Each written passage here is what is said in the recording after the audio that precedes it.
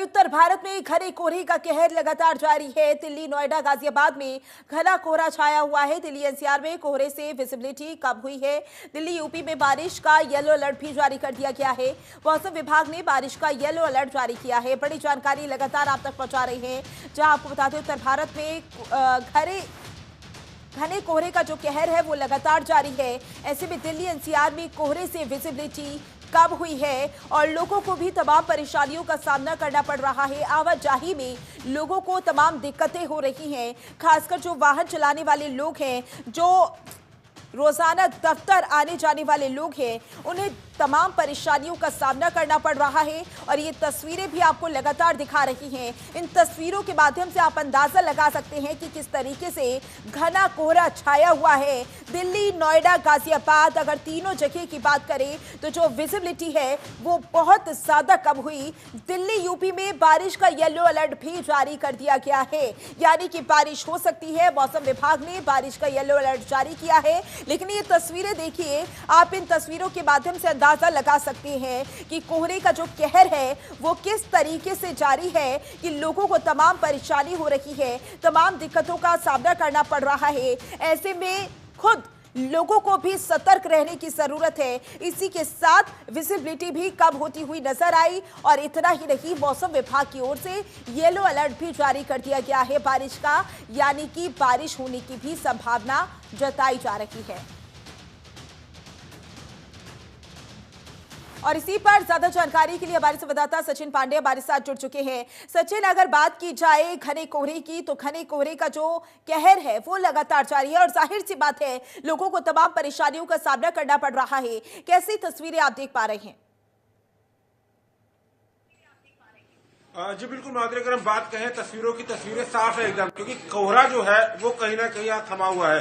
ज्यादा कोहरा नहीं है, लेकिन शीतलहर जो है वो चलती हुई नजर आ रही है। मौसम बादल वाला हुआ है कि आखिर में कहीं ना कहीं जाकर के बारिश का जो है वो भी कहर बना हुआ है। तो कह सकते हैं कि कोहरे से भी निजात पाए हैं लोग, और उसके बाद जो लोग विजिबिलिटी वो कहीं ना कहीं कम होती हुई नजर आ रही है। तो मान सकते हैं कि जिस हिसाब से यहाँ पर कोहरे की दस्तक थी वो कहीं ना कहीं कम हुई है, और लगातार जो है विजिबिलिटी है वो कम हुई है, और जो शीतलहर है वो कहीं ना कहीं चलती हुई नजर आ रही है। तो लोग उससे ज्यादा जो है वो परेशान होते हुए नजर आ रहे हैं। तो ठंड की जो सितम है वो कहीं ना कहीं सताती हुई फिर से नजर आ रही है। माना जाता है कि खिचड़ी जब 15 तारीख के बाद जो होता है वो ठंड कहीं ना कहीं थमती हुई नजर आती है, लेकिन आज की स्थिति जो है वो कहीं ना कहीं कहर जो बर्बादी ठंड की वो नजर आ रही है। लगातार जो शीतलहर है वो चल रही है, और लोग जो है अपने घरों से कम निकलते हुए नजर आ रहे हैं, क्योंकि लगातार जो है यहाँ पर स्कूलें भी जो है अगल बगल के जिलों के जो स्कूल है वो भी 2 दिन के लिए बंद कर दिए गए हैं। तो मान सकते हैं कि जिस हिसाब से यहाँ पर लगातार जो ठंड है वो कहीं ना कहीं पूरे उत्तर भारत में, वाराणसी की भी बात करूं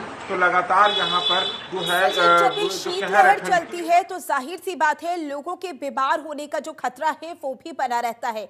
ऐसे में लोगों से क्या कुछ अपील की जा रही है? क्या लोग सतर्कता बरत रहे हैं?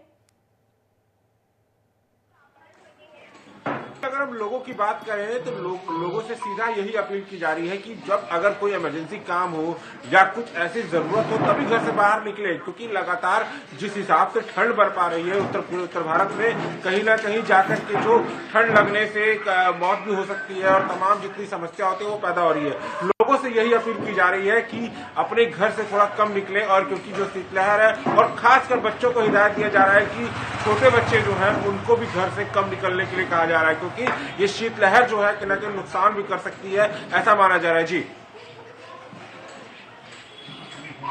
अब लगातार देख रही हैं और जाहिर सी बात है इन तस्वीरों से साफ जाहिर हो रहा है कि जहां पर 15 तारीख के आसपास ये उम्मीद की जाती है कि मकर संक्रांति के बाद ये उम्मीद की जाती है कि ठंड थोड़ी कम होगी, लेकिन इन तस्वीरों से साफ जाहिर हो रहा है कि शायद ठंड और बढ़ने वाली है। ज्यादा जानकारी के लिए बहुत बहुत शुक्रिया आपका।